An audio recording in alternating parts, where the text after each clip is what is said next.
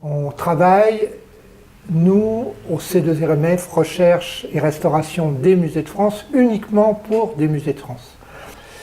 Ou bien encore, on est amené à travailler pour la justice, dans des cas particuliers, pour expertiser des œuvres qui ont été saisies en douane ou des faussaires qui ont saisi, qui ont été traqués par un organisme particulier de la police scientifique. Donc, et nous, on les aide dans ces cas-là.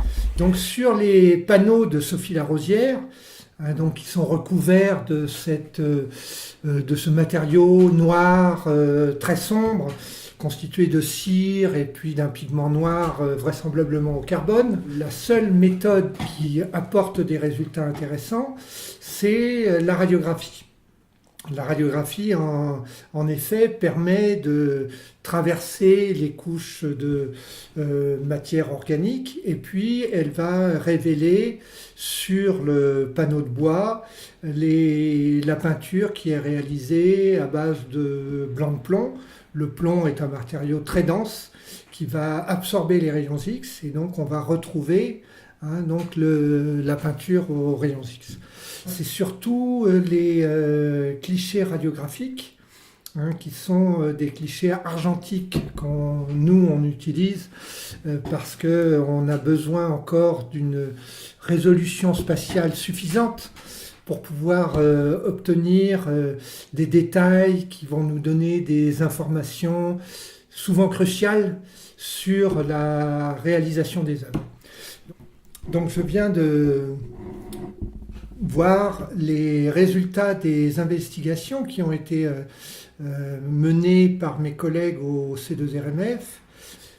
Il n'y aurait pu rien avoir sous ces panneaux noirs. Oui. Donc ça aurait pu être simplement des vestiges d'une porte, d'une porte de placard. Juste là, on a quand même trouvé des dessins qui ont été révélés. Et c'est quelque chose qu'il va falloir voir avec d'autres techniques d'investigation, c'est-à-dire et c'est plutôt le travail du conservateur, de l'historien d'art, d'essayer de remonter sur l'origine de ces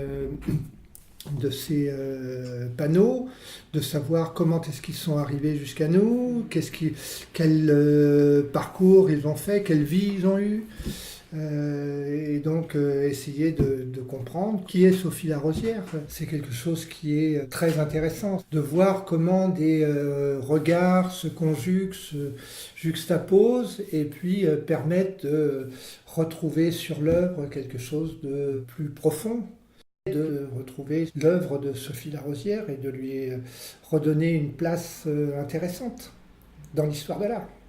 Voilà.